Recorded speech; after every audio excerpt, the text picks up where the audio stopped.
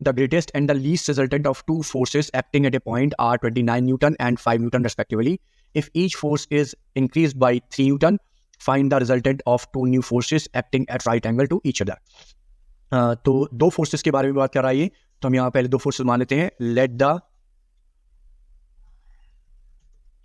let there be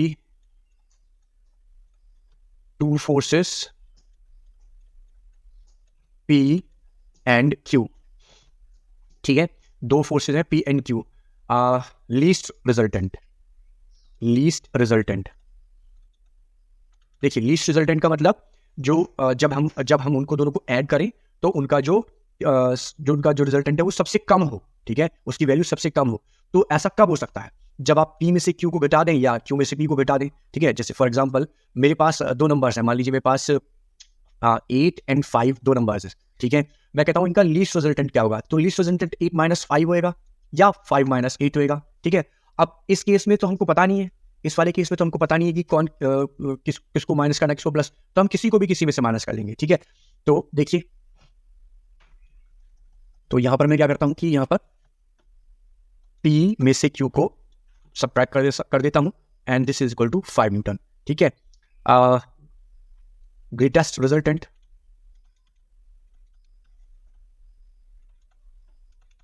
तो जब हम दोनों को जोड़ देंगे तो ग्रेटेस्ट बन जाएगा P + Q is equal to 29 newton.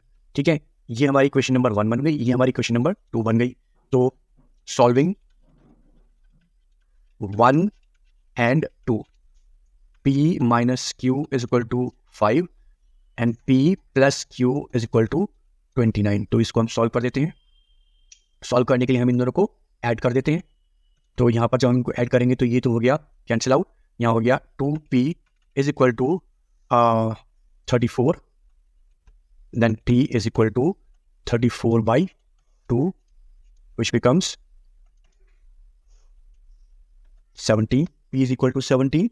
ठीक है, अब देखिए हम किसी भी इक्वेशन में P की वैल्यू रख करके Q की वैल्यू फाइंड आउट कर देते हैं.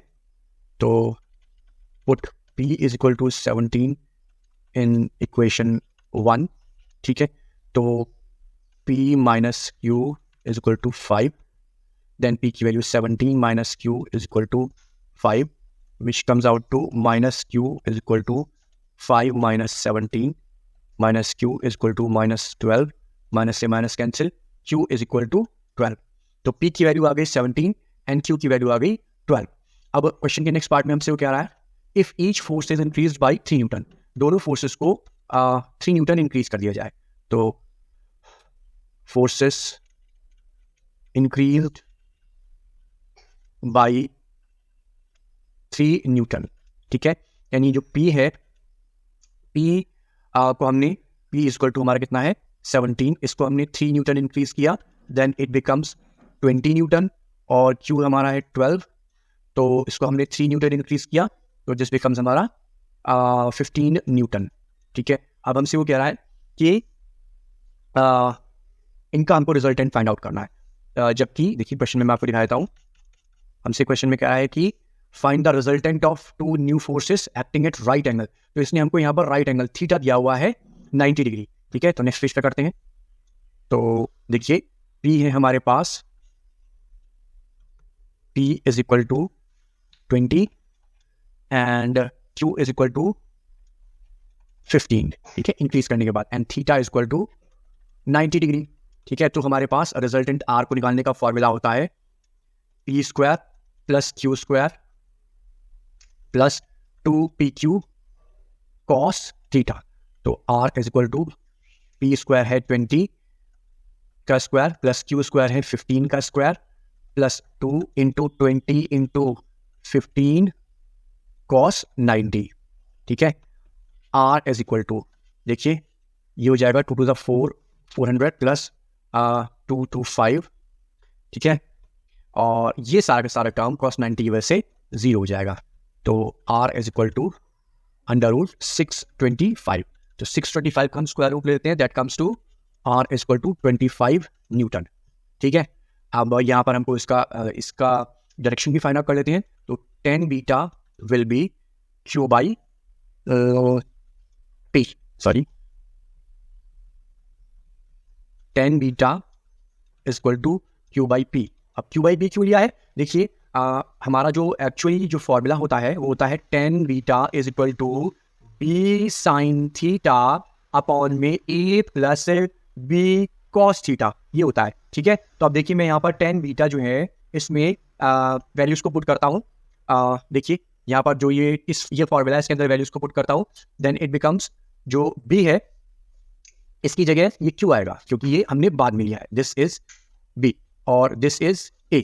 ठीक है, तो क्यू साइन 90 अपॉन में पी प्लस क्यू कॉस 90। तो देखिए साइन 90 की वैल्यू हो जाती है 1, तो यहाँ पर आ जाएगा क्यू, और कॉस 90 की वैल्यू आती है 0, तो नीचे बच जाएगा सिर्फ पी। ठीक है, तो अब मैंने यहाँ पर क्यू बाई पी रखा, दैट इज 15 अपॉन 20। तो जब मैं 15 को 20 से डिवाइड करूंगा दैट इट कम्स टू 0.75।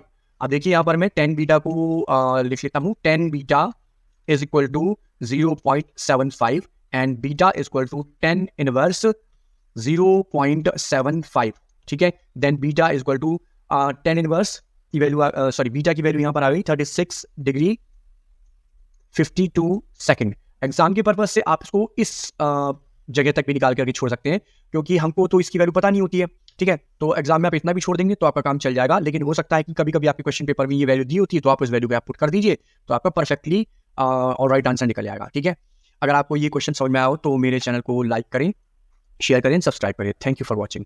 अगर आपको ये क्वेश्चन समझ में आया हो तो इस वीडियो को लाइक करें, शेयर करें एंड मेरे चैनल को सब्सक्राइब करें। Thank you for watching.